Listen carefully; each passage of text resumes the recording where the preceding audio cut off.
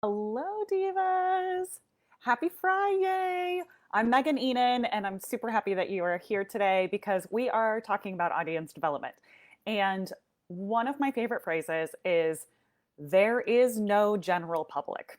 There is literally just no such thing. So you are always working with your network or someone else's network.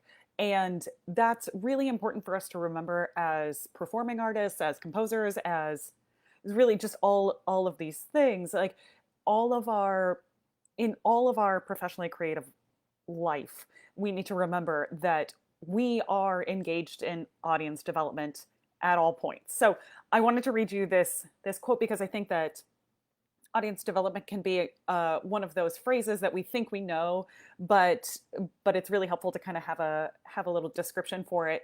So Phil Cave has this great quote that I'm going to share with you right here, that the term audience development describes activity which is undertaken specifically to meet the needs of existing and potential audiences and to help arts organizations to develop ongoing relationships with audiences. It can include aspects of marketing, commissioning, programming, education, customer care, and distribution.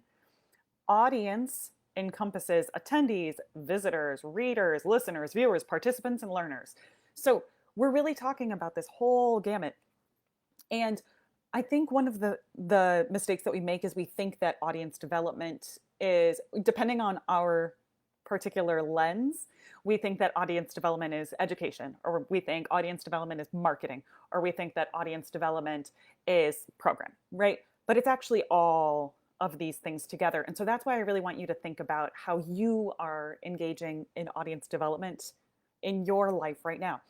And this can be, I think, sometimes as performers, especially as younger performers, we don't think about our audience because we're usually involved in somebody else's thing. Like they're responsible for getting the audience, right?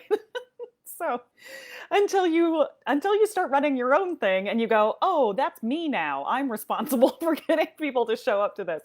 So, and I think this is a breakdown. We don't often get this information while we're doing our educational or training time.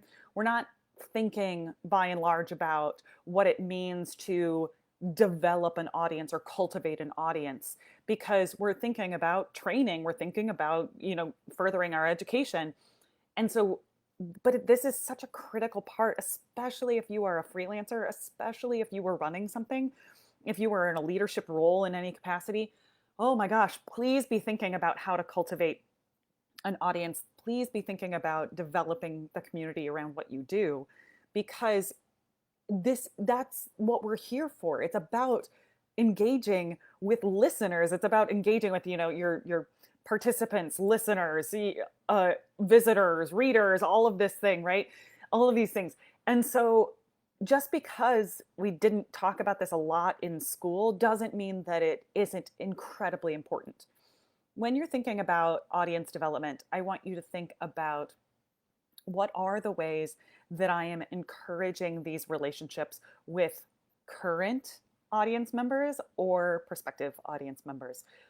Am I doing a good job of bringing people into the work that I'm doing on a regular basis, right? So if you are running an ensemble, an organization, something like that, like how often are you giving information to your audience or to your community so that they know what to expect from you, how to become more involved, how they can support what you're doing? All of this. Are you meeting their needs too? Right? These are the questions that we ask. Am I showing up for them? And then what are the ways that they can show up for you as well? Is it by coming and listening to your performance? Is it by reading your articles, by whatever? So you see where I'm going with this. And like I said, this goes beyond marketing. This goes beyond education. It really touches all of these different facets. So you're asking yourself, in what ways am I deepening relationships that I already have with my audience? In what ways can I create and then also deepen relationships with prospective audience members? And this also means being a part of your community. A huge part of audience development is being in the audience that you're wanting to develop. Like, so being a part of, you know, the music scene in your area, being part of any sort of like experimental work, if that's something that you do, or multidisciplinary work, it doesn't matter, right? Go be a part of that and meet people that are engaged in that, that want that, that are fed by that kind of work, and then figure out a way that you can also invite them to be a part of what you're doing. So we're thinking about all of this, and with audience development at the forefront of our brain, that's what I want you to do today is remember there is no general public. There is none. It's either, like I said, it's somebody has cultivated that audience. And if it wasn't you, then you are benefiting from somebody else's audience development work. And it's important to remember that. So take some time today, think about, how am I cultivating an audience? What is the work that I'm doing to bring people in? And how is it at the intersection of education, programming, and of marketing? All right, Divas, that's it. That's all. I'm thinking about audience development today. So stay sparkly, inside and out.